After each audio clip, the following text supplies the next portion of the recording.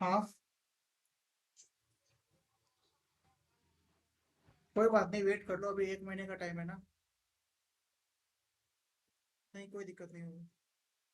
देखिए, क्या था यहाँ पर में कि अकाल जो बढ़ा ना, तो मैक्सिमम जो थे वो चले गए साउथ, और जो रेस्ट के बचे वो रह गए नॉर्थ। समझ में आया? तो ये साउथ निकल लिए ना, ठीक है, जो साउथ निकल लिए वो किन के साथ निकल लिए? साउथ निकल लिए आप भद्रबाहु।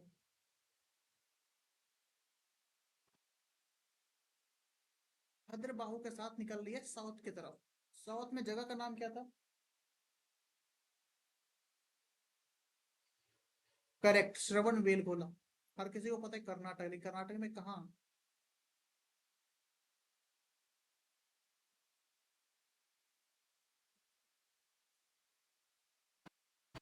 श्रवण बेलगोला, ये कहाँ पड़ता है? ये पड़ता है आपका कोलकाता, लिख रहा हूँ यहाँ पे।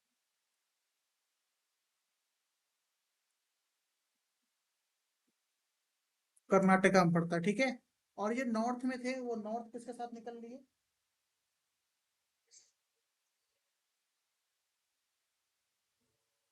स्थूल भद्रा, ठीक है। कहाँ पे?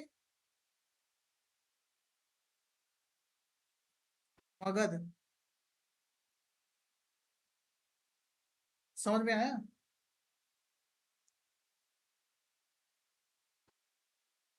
समझ में आया भाई? हेलो?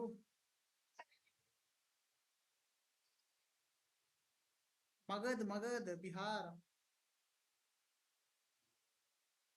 देखिए, जब अकाल समाप्त होने पर जो है ना, जब भद्रबाहु जो है, ठीक है, जब भद्रबाहु वापिस से जो है मगध की तरफ प्रवेश कर दिए कि भाई अब तो सब कुछ ठीक हो गया है, जब मुझे परेशानी में, जब मेरी प्रॉब्लम थी, तब आप लोग मेरा साथ छोड़ के निकल लिए। अब वापिस से जब परेशानी सॉल्व हुई है तो वापिस से आए हो, क्या करने आए हो यहाँ पर में, है ना? निकल जाओ, जैसे आए थे उसी तरीके से। तो इस तरीके से जो है भद्रबाहु का जो है ना, वो मगध के लोगों के साथ मतभेद हो गया कि भाई जब हमें प्रॉब्लम थी तब तुम आए नहीं, अब जब हमें प्रॉब्लम सॉर्ट आउट हो चुकी है, सब कुछ ठीक हो चुका है, तो तुम अब क्या करने आए हो यहाँ पर में? निकलो, जाओ, निकल जाओ, ठीक है। इससे क्या हुआ, ये मतभेद इस तरीके से बढ़ा, ये मतभेद इस तरीके से बढ़ा मगध के लिए। ये एक कहानी की तरह है, सुनिएगा, लिखने की जरूरत नहीं है। मगध के लोगों ने जो है वो जैन धर्म को अपनाने से मना कर दिया। उन्होंने कहा कि हम जैन धर्म को, चाहे कुछ भी हो जाए, हम जैन धर्म को नहीं अपनाएंगे, जैन धर्म का पालन नहीं करेंगे। बातें क्लियर है? इसलिए आपको बिहार में जैनिज्म बिल्कुल ही कम देखने को मिलेंगे, बहुत कम। समझ में आया? अब देखिए, अब ये भद्रबाहु समझ गए कि भाई बिहार के लोग जो है, मगध के लोग ऐसे नहीं मानेंगे, कुछ हमें मीटिंग करनी पड़ेगी। तो भाई इस मतभेद को दूर करने के लिए पटना में, जिसको एंशियंट टाइम में पाटलिपुत्रा के नाम से जाना जाता था, वहां पे एक परिषद का आयोजन किया गया, जिसका दक्षिणी जनों ने बहिष्कार किया। अब देखो, अब सब आ गए हैं बीच में, मैदान में सब लड़ने के लिए आ गए। भद्रबाहु भाग के कहाँ गया था? साउथ गया था। साउथ में गए थे भद्रबाहु। अब देखो, मगध आ गया बिहार में, मगध आया बिहार में, ये पड़ता है नॉर्थ में। अब देखो क्या होता है, यहाँ पे आता है ट्विस्ट। जब भद्रबाहु ने सोचा कि भाई पटना में जो है हमें एक समिति का निर्माण करना चाहिए, एक परिषद का निर्माण करना चाहिए इस मतभेद को दूर करने का, तो साउथ की जैनिज्म, साउथ के जो जैन मॉन्क्स थे, वो बीच में कूद गए। अब वो कह रहे हैं कि भाई तुम तो पार्टी बदल रहे हो यार, तुम तो भाई अब, जब तुम्हें मतलब खाने पीने की जरूरत थी, जब तुम्हें रहने के लिए दिक्कत हो रही थी, तब तुम हमारे पास भाग करके आ गए, तुमने हमें जो है वो जैनिज्म में शामिल कर लिया। अब जो है जब कुछ सॉर्ट आउट हो चुका, तो तुम वापस से बिहार भाग रहे हो, ठीक है। तो साउथ के लोगों ने इसका भरपूर बढ़ चढ़ के जो है बहिष्कार किया। बातें समझ में आई आप लोगों को? तब से, तब say that is the reason कि ये दोनों कभी भी एक नहीं हो पाए, मजबूरन जो है ये भद्रबाहु को वापस से साउथ, मतलब आपका किधर, श्रवण बेलगोला, वापस से लौटना पड़ा, ठीक है ना। तब से दक्षिणी जैन को जो है वो दिगंबर कहलाते हैं, और जो मगध के जैन हैं उनको श्वेतांबर कहा जाता है, याद रखिएगा। साउथ के जैन को क्या कहते हैं भाई?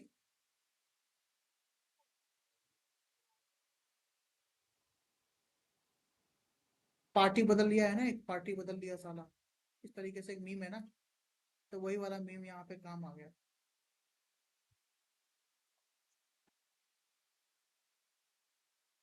ठीक है, समझ में आ गया आप लोगों को?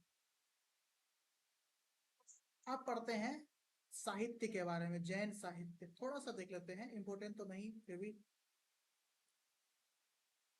पढ़ना हमें सब कुछ है। साहित्य देखिए, जैन साहित्य को क्या कहा जाता है? If the examiner ask you about the Jain साहित्य, किसी को पता है क्या कहा जाता है? करेक्ट, आगम कहा जाता है। ठीक है, इसमें कितने अंग हैं भाई? अंग की बात करूं तो कितने अंग हैं इसमें? 12 अंग हैं इसके, आगम के 12 अंग हैं। उपांग कितने हैं? उपांग 12। प्रकीर्ण कितने हैं? प्रकीर्ण 10। छेद, छेद सूत्र वो कितने हैं? 6। ठीक है, और चार जो है, चार जो है वो मूल सूत्र है।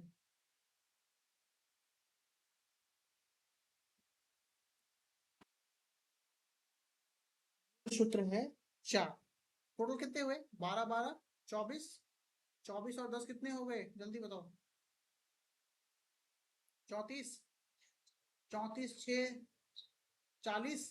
40 4, 40 4 44, 44। अब देखिए, हमने पढ़ा था ना कि मौर्य के बारे में पढ़ा था कि इनकी लिपि बहुत अलग अलग है, खरोष्टी लिपि, ब्राह्मी लिपि, अलमाइक, ग्रीक लिपि। तो भाई ये जो आगम है उसकी लिपि क्या थी? व्हाट इज द लिपि ऑफ आगम? एनीवन क्लास में? ये जो आगम है ना, उनकी उनकी लिपि कौन सी थी? अर्धमागधी। अर्धमागधी, अर्ध मा जी ए डी एच आई, अर्ध मागधी। ठीक है,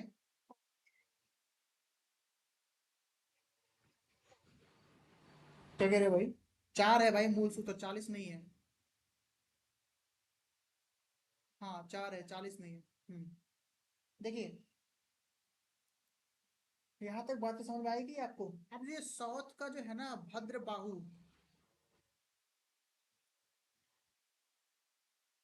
क्या कह रहे हो भाई?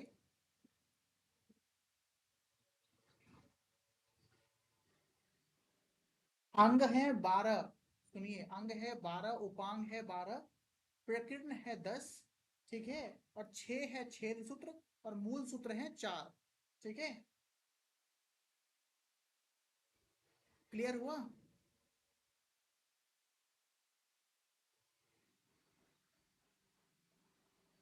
नहीं भाई, इतना मैं तो इतना ही पढ़ा है। अब अलग से अब क्या क्या आता है वो तो नहीं पता, लेकिन भाई एनसीईआरटी में तो इतना ही लिखा हुआ है, 5। ये मैं एनसीईआरटी का बता रहा हूँ, आप किसी किसी राइटर का बता रहे हो वो मुझे नहीं पता, लेकिन एनसीईआरटी में बस यही लिखा हुआ है।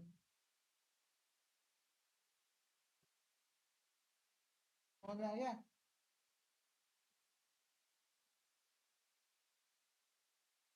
अब कुछ ना बुक्स की रचना जो है ना थोड़ा सा देख लेते हैं। ठीक है, आपने भद्रबाहु के बारे में देखा ना, ये साउथ के थे। ठीक है, तो भद्रबाहु ने जो है ना कल्प सूत्र, भद्रबाहु ने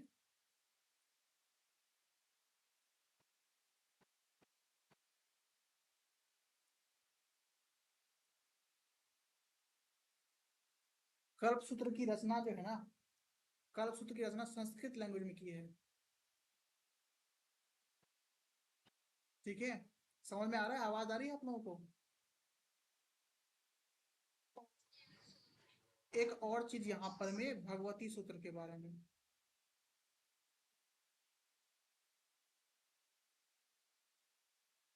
भगवती सूत्र, देखिए जो भगवती सूत्र है ना वो महावीर के जीवन पर प्रकाश डालता है। ठीक है, महावीर के बारे में बताता है, तथा इसमें 16 महाजनपदों का उल्लेख भी मिलता है। मैंने आपको बताया था ना, ये महावीर से संबंधित है। और 16 महाजनपदों के बारे में यहीं से हमें जानकारी मिलती है। ठीक है, 16 महाजनपद के बारे में। अब देखिए, एक और चीज है इसमें, एक और चीज है, मैं यहाँ पर मैं ना लिख देता हूँ। इसके बाद से जैनिज्म आपका खत्म हो जाएगा। देखिए, इसमें क्या है ना कि जैन भिक्षुओं के आचार नियमों का भी उल्लेख है। मतलब हम जो है ना ये साहित्य पढ़ रहे हैं ना, साहित्य में जैन जो भिक्षु हुआ करते थे ना, उसके उनके कैसे आचार होने चाहिए, उनके लाइफ की क्या प्रिंसिपल्स होनी चाहिए, उसके ऊपर भी जो है ना एक बुक है, उस बुक का नाम पता है किसका, क्या कहते हैं उसको?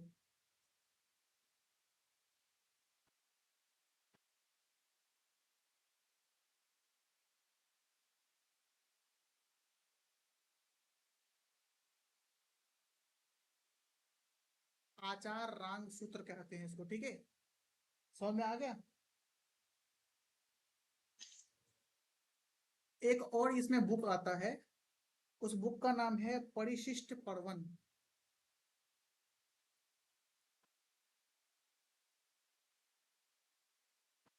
परिशिष्ट पर्वन, ठीक है। उस बुक की रचना किसने की थी? हेमचंद्र, ठीक है, हेमचंद्र ने की थी। बातें क्लियर है? इसी से जो है, इसी प्रकार आपका जैनिज्म कंप्लीट खत्म होता है। समझ में आ गया यहाँ तक? किसी को कोई प्रॉब्लम कुछ?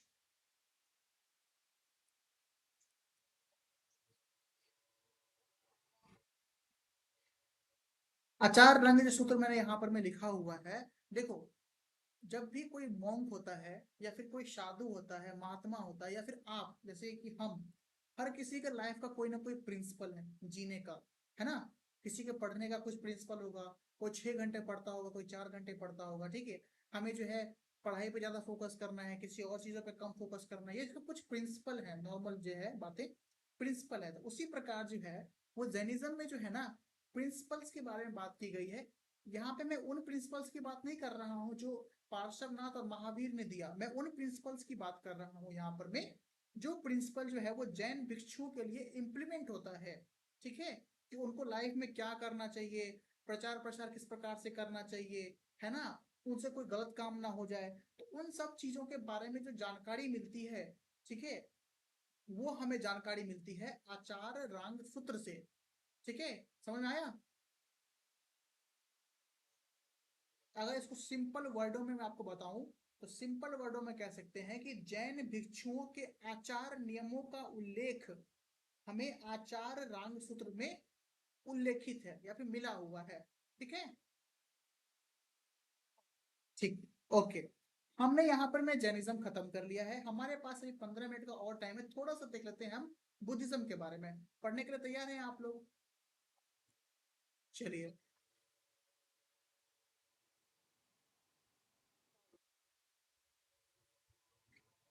नहीं नहीं, इसका मैं सिर्फ ओवरव्यू देता हूँ, है ना, कुछ पॉइंट्स के बारे में बता देता हूँ, या फिर कल ही करें, आप बताइए। ठीक है, चलो मैं इंट्रोडक्शन दे देता हूँ, थोड़ा सा इंट्रोडक्शन दे देता हूँ, ठीक है। खत्म नहीं हो पाएगा, ये पॉसिबल नहीं है खत्म होना, ठीक है। खत्म ऐसी प्रकार से हो पाएगा कि एक वर्ड में बताऊंगा, खत्म करूंगा, पता ही नहीं चलेगा कि क्या बोल दिया। इस प्रकार से हमें नहीं खत्म करना ना। देखिए, आप हर किसी को पता है कि संस्थापक का नाम क्या था? क्या कह रहे हो, महावीर? गौतम, गौतम बुद्ध, ठीक है। इनका जन्म कब हुआ था?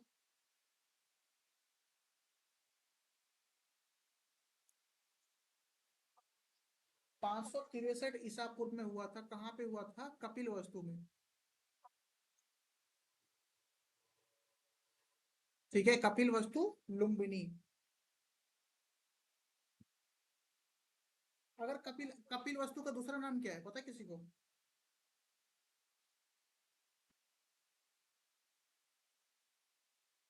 अरे, कपिल वस्तु का नाम पूछ रहा हूँ, गौतम बुद्ध का नहीं। पीपर हवा नाम है, कपिल वस्तु का दूसरा नाम है पीपर हवा, ठीक है।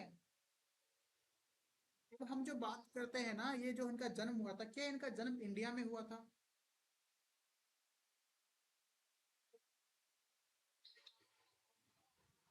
सुन के मत बोलो, ठीक है ना। चंदन ने बोल दिया नेपाल, तो हम भी नेपाल नहीं।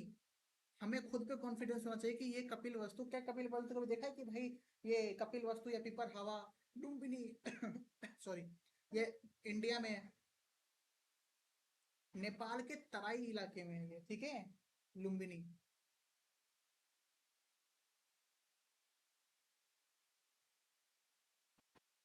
ठीक है, चलो लुम्बिनी आपने बोला, चंदन मत बोलना, ठीक है। आप चंदन को छोड़ के हर कोई बोलना कि लुम्बिनी का दूसरा नाम क्या है।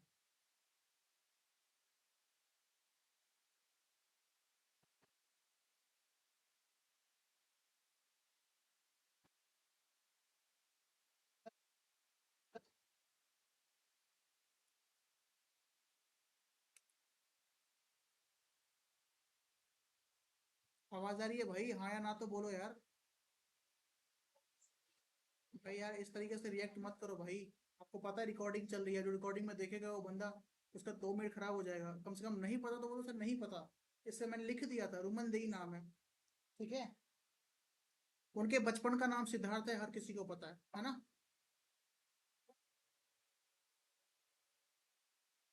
अब उनके पिताजी का भी नाम पता होगा आप लोगों को, पिताजी का माता का नाम पता होगा। शुद्ध दोधन। शुद्ध दोधन था उनके पिताजी का नाम। हाँ। कपिल वस्तु के गणतांत्रिक शाक्यों के वो प्रधान थे। शाक्य था ना, शाक्य मुनि का नाम सुना है?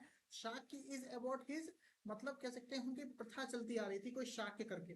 तो उनके प्रधान हुआ करते थे, तो उनके प्रधान जो थे उनके पिताजी थे शुद्ध दोधन थे, उनकी माता का नाम था माया देवी। ठीक है। जो कौशल राजवंश की कन्या थी। बात समझ में आई? अब देखिए क्या हुआ था, उनकी माता का देहांत हो गया था, मतलब बहुत जल्द जो है, बहुत कम उम्र में, जब सिद्धार्थ बहुत छोटे थे तो उनकी माता का निधन हो गया था। तो उनकी जो है ना मौसी, जिनको महाप्रजापति के नाम से भी जाना जाता है, महाप्रजापति गौतमी, है ना, ने गौतम का पालन पोषण किया। ठीक है। और उनकी पत्नी, मतलब किनकी पत्नी? गौतम की पत्नी यशोधरा जी ना, उनके पुत्र का नाम क्या था? राहुल। समझ में आ गया? अब इसके आगे जो है ना, इतना इंट्रो काफी है, इसके आगे हम पढ़ेंगे कल। ठीक है, थोड़ा सा देख लेते हैं करंट अफेयर्स। ठीक है।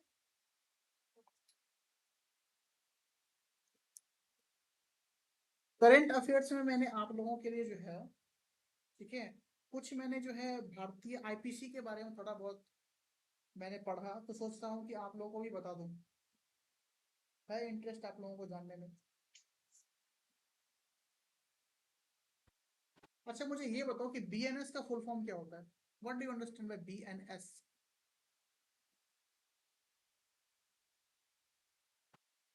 सुना है कभी बीएनएस का मतलब क्या होता है?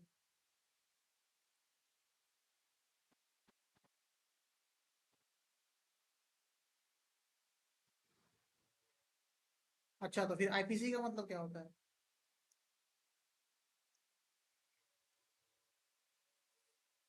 किसी के पास बुक है आईपीसी का? मेरे पास बुक है।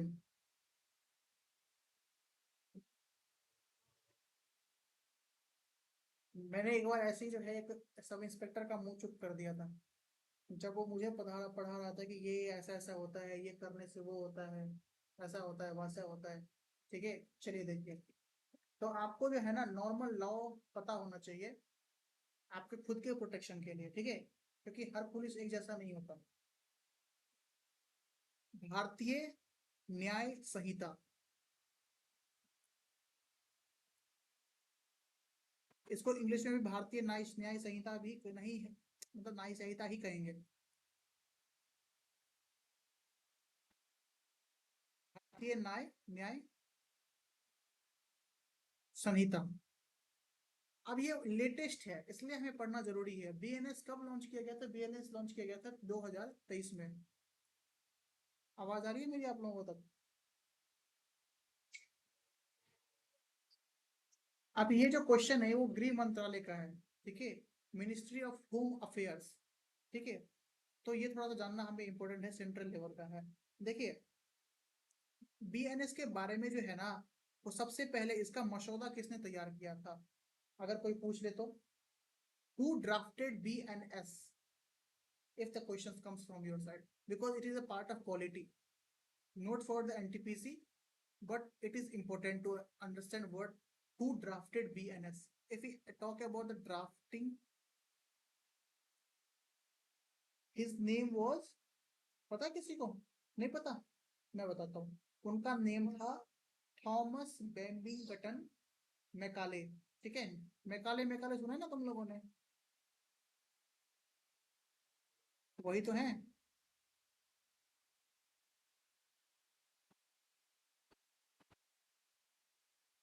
बेम्बिंगटन मैकॉले, MACAULAY, मैकॉले। कब किया था भाई, कब बताया था इनके बारे में? 1834, सबसे पुराना। समझ में आया आप लोगों को? ठीक है।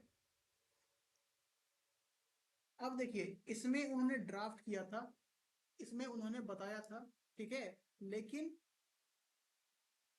जो पढ़ लेकिन इसको जो है ना वो न्याय संहिता में कब लागू किया गया? Question is that drafting by Thomas Babington Macaulay in 1834, but it was implemented by, पता किसी को? जनवरी 1860, मतलब 1860 में ये आया अपने चरम पर। बातें यहां तक क्लियर है? अब व्हाट इज बीएनएस? बीएनएस जो है ना वो आईपीसी का ही पार्ट है, मतलब आईपीसी ही है, इसका नाम चेंज कर दिया गया है। समझ गए? So please don't get confuse कि बीएनएस क्या आ गया। अब इट इज द आईपीसी, ठीक है ना। आईपीसी 1860, आपने देखा होगा ना कहीं पे अरेस्ट होता है कोई, आईपीसी की धारा 1860 के तहत मुकदमा 300, धारा 300, 303, 375, 376, 304 बी। देखो टोटल ना 10 धाराएं बताता हूँ। जो धाराएं अगर आपको याद है ना तो आपको किसी पुलिस वाले से डर नहीं लगेगा कभी भी। क्योंकि मैंने देखा है ऐसे लोगों को कि भाई पुलिस को देखते ही वो तो वहां से गायब। भाई क्यों गायब होते हो यार? जब तुम्हें पता है हर नियम कानून तुम्हें पता है ना, तो कोई किसी से भी डरने की जरूरत नहीं है, यहाँ तक कि किसी से भी नहीं। सुनिएगा, आईपीसी 1860 में जो है वो 23, याद रखिएगा काफी इंपॉर्टेंट है, 23 चैप्टर्स, 23 अध्याय है, ठीक है, 511 धाराएं हैं, ठीक है, 511 सेक्शन, ठीक है। और क्या है भाई? चलो भाई इतना ही है, 23 चैप्टर है, 511 सेक्शन है, ठीक है ना। और इसे जिसे जो है ना बीएनएस 2023 में 20 अध्यायों और 358 धाराओं में समायोजित किया गया। मतलब बीएनएस के अब बात करी है आईपीसी का, अब देखते हैं बीएनएस में। बीएनएस 2023 इसको मर्ज कर दिया गया है इसमें, बीएनएस में 358 सेक्शन और 20 चैप्टर्स। समझ में आ गया? समझ में आया आप लोगों को? देखिए अब थोड़ा सा ना कुछ धाराओं के बारे में बात करते हैं विद सब्जेक्ट वाइज, ठीक है। किसी को पता है कि ये जो सेक्शन 300 है, सेक्शन 300, व्हाट इज सेक्शन 300? अब कुछ जो यौन उत्पीड़न को लेकर के, ठीक है, ये सब जो चीजें चीजें हो रही है ना, बलात्कार या फिर जो भी कुछ, उसको लेकर के भी जो नए कानून जो है वो कोलकाता में लागू किए गए हैं, उसके बारे में भी हमें अभी पढ़ेंगे जानेंगे, ठीक है। चलिए, सेक्शन 300 किसके बारे में बताता है? बताओ, पता है किसी को? नहीं पता? सेक्शन 300 इज अबाउट मर्डर, ठीक है, मर्डर। ये है सेक्शन 300 फॉर आईपीसी, यहाँ पे रिपोर्ट लीजिएगा आईपीसी, ये है आपका सब्जेक्ट। और यहाँ पे आएगा बीएनएस। क्वेश्चन पूछ सकता है आपसे कि धारा 300 जिसे हत्या के लिए उपयोग किया जाता था आईपीसी में, उसी को बीएनएस में किस धारा में रखा गया है? तो भाई ये रखा गया है सेक्शन सेक्शन 101। अभी हमने देखा ना यहाँ पर में कि इन दोनों का क्या हो गया है, मर्ज हो गया है, ठीक है, मर्ज हो गया ये लोग। समझ में आ गया यहाँ तक आपको? क्लियर है यहाँ तक सबको? ये होता है कि भाई टपका दिया, सेक्शन 300 इज टपका दिया। लेकिन अब ये है कि हत्या के लिए सजा, पनिशमेंट फॉर मर्डर, ये आता है सेक्शन 302।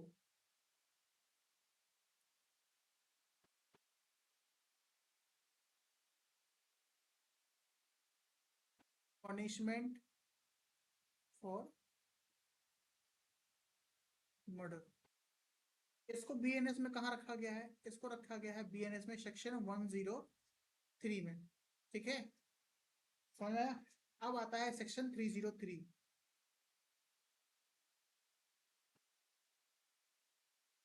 सेक्शन 303 है ना, वो है हत्या के लिए आजीवन कारावास की सजा, मतलब punishment for murder bye life convict. उसको कन्विक्ट कहा जाता है कि भाई उसको उम्र कैद हो गई, कि कन्विक्ट हो गया भाई वो बंदा।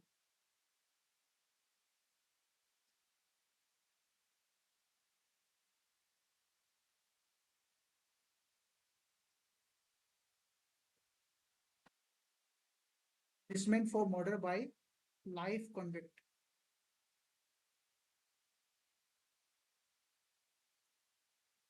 लाइफ कन्विक्ट, ठीक है।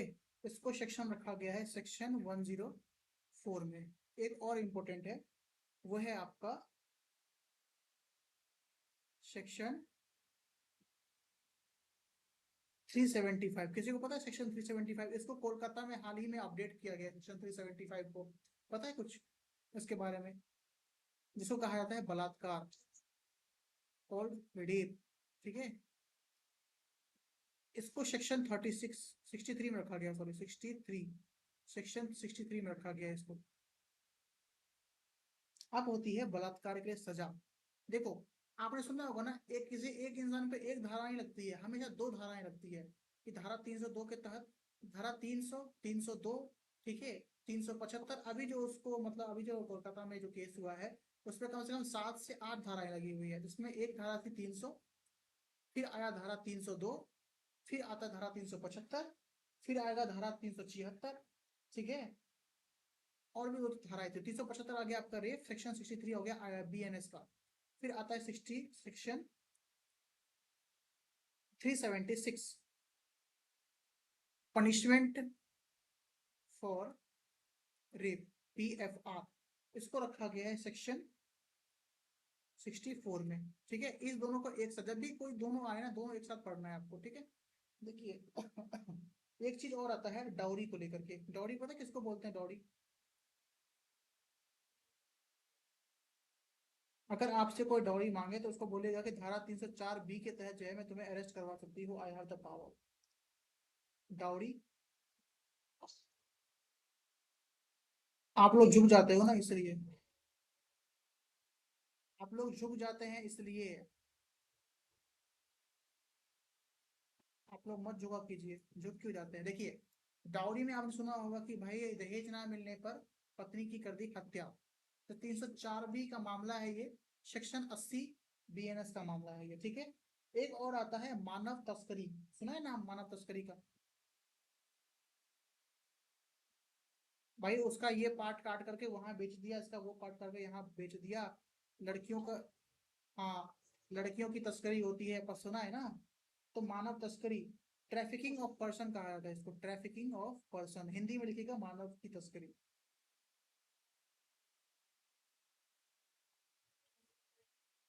हाँ, ट्रैफिकिंग ऑफ पर्सन या ह्यूमन ट्रैफिकिंग, बात बराबर ही है।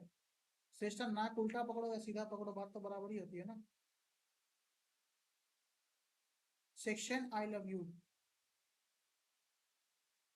143, याद करने का तरीका है, हाँ सुनो, ठीक है। ट्रैफिकिंग ऑफ पर्सन, अभी ना देखो मैं भी आपको लिखवा रहा हूँ ना धारा, लिखवाने को तो भाई 511 धारा है। तो क्या 511 धाराएं पढ़ना है? नहीं।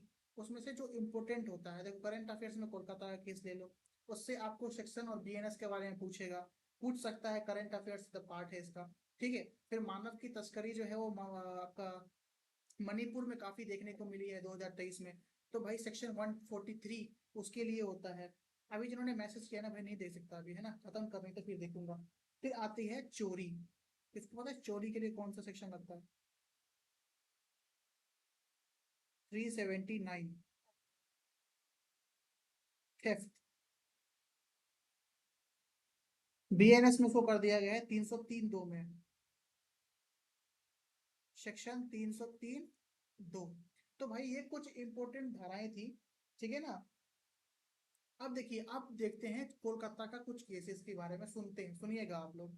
देखिए, धारा 48, सेक्शन 48 ऑफ आईपीसी, ये क्या कहता है सुनिएगा, लिखने की जरूरत नहीं है, सुनिएगा। सुनने के तैयार हैं आप लोग? लिख लिया आप लोगों ने? सुनिएगा। क्या होता है, कभी कभी आपने सुना होगा, आपने देखा ना, आपने देखा है, आपने पॉलिटी में पढ़ा है कि भाई भारत स्वतंत्र देश है, ये अपनी अपने डिसीजन लेने के लिए स्वतंत्र है, ये किसी और कंट्री पे डिपेंड नहीं है कि भाई मैं डिसीजन लूं या ना लूं। कभी कभार क्या होता है कि इंडिया में जो अपराध होते हैं ना, उस अपराध को बढ़ावा जो है वो अन्य देश देते हैं, या बाहर मतलब भारत के बाहर बैठा व्यक्ति जो है ना, भारत के बाहर बैठा व्यक्ति जो है ना उसको प्रमोट कर रहा है। खालिस्तान का नाम सुना है आप लोगों ने? खालिस्तान, अमरजीत सिंह का नाम, एक कुछ उनका नाम था, कुछ अमरजीत करके कुछ नाम था उसका, है ना? तो वो क्या करता था, बाहर के भारत के बाहर रह के पंजाबी सिख भाइयों को उकसाता था कि भाई ऐसा करो वैसा करो। तो धारा 48 ये बताता है कि भारत में अपराध के लिए भारत के बाहर से उकसाना एक दंडनीय अपराध है, ठीक है ना? अब आता है धारा 69, ठीक है ना? Section 69, if I talk about section 69, it is about sexual intercourse by employing आपका deceitful means. What does it understand? देखो, आपने सुना होगा ना, बहला फुसला करके अपना मतलब कैसे रिलीजन चेंज करके, सबसे मैक्सिमम केसेस तो आता है रिलीजन का, ठीक है? रिलीजन बता करके चेंज करके, हिंदू है तो मुस्लिम कह करके कि मैं मुस्लिम हूँ, और मुस्लिम है तो हिंदू कह करके भाई मैं हिंदू हूँ। नॉर्मल केस है, हर किसी को पता है। तो इस तरीके से छल पूर्वक तरीके से जो है, अगर कोई व्यक्ति किसी के साथ मतलब यौन संबंध बनाता है, तो उसके लिए सेक्शन 69, याद रखिएगा, सेक्शन 69 के तहत जो है वो सजा मिलती है, ठीक है ना?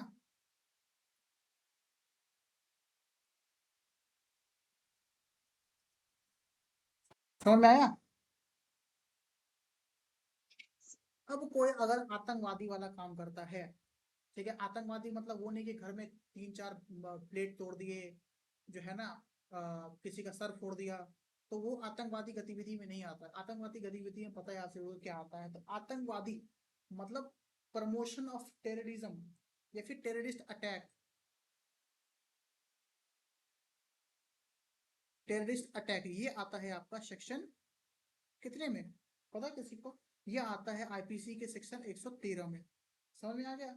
तो कुछ ये, अब एक और चीज आती है कि भाई छीनना, स्नैचिंग, आपने सुना होगा, उसका पर्स छीन लिया, उसका पेन छीन लिया, उसका, अब ये नहीं कि भाई मैंने पेन पेन छीन लिया, भाई उसका कपड़े छीन लिए, तो भाई वो आईपीसी के सेक्शन जो है वो 226 के तहत या फिर 304 के तहत उसको सजा हो जाएगी, नहीं। स्नैचिंग का यहाँ पे संबंध है कि जब आपके साथ गृह के बाहर मतलब होम के बाहर स्नैचिंग होती है, पर्स चोरी कर लिया आपका, फिर आपके गले में चेन था वो छीन के भाग गए, दिस ऑल टाइप्स ऑफ चीजें, स्नैचिंग आता है आपका आईपीसी सेक्शन 304, 304 के तहत, ठीक है? समझ में आ गया? नहीं आया समझ समझ में?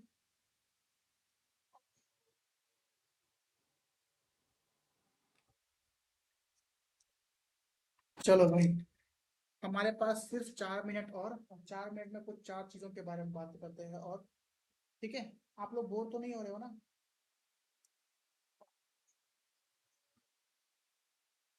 हाँ चंदन, क्या डाउट है तुम्हारा?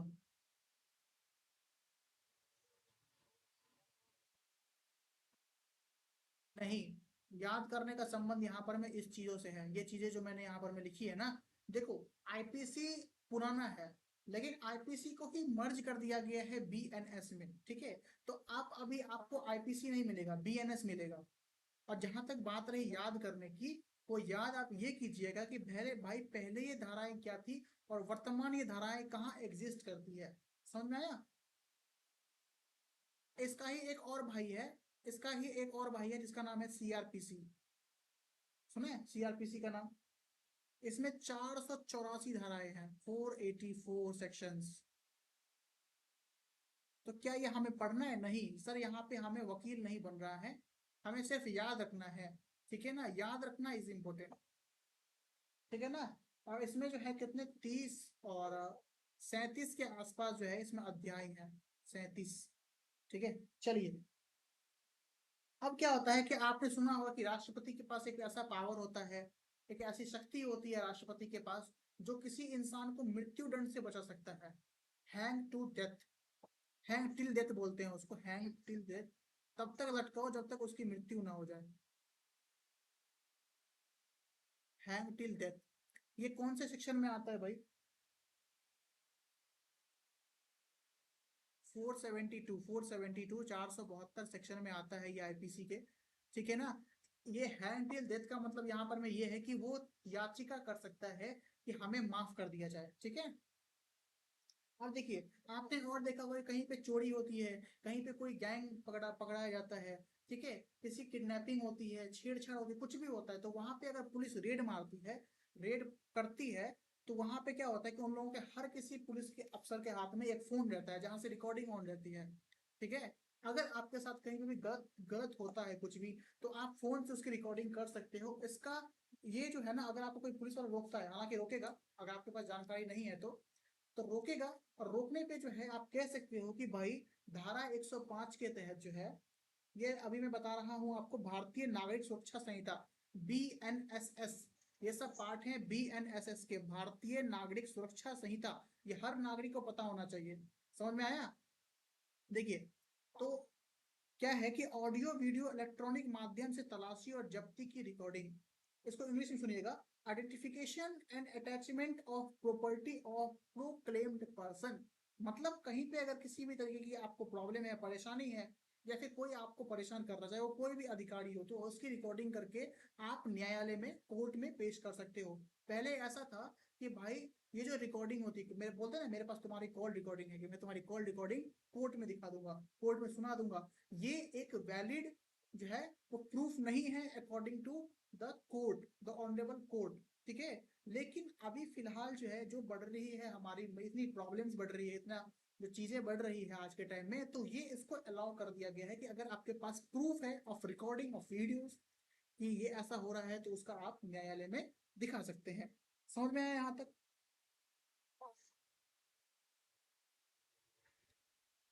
चलिए, क्या कह रहे हो भाई?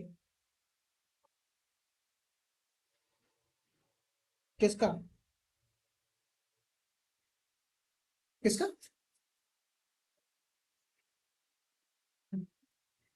नारकोटिक्स वाला? नारकोटिक्स वाला, चलो उसको वेबसाइट पे लेके चलता हूँ, ठीक है। चलो भाई, इतना ही था आज के सेशन में। अब इससे आगे हम कल बात करेंगे, ये कुछ इंपॉर्टेंट करंट अफेयर्स के पॉइंट्स थे, आपको याद रहने चाहिए। समझ में आया?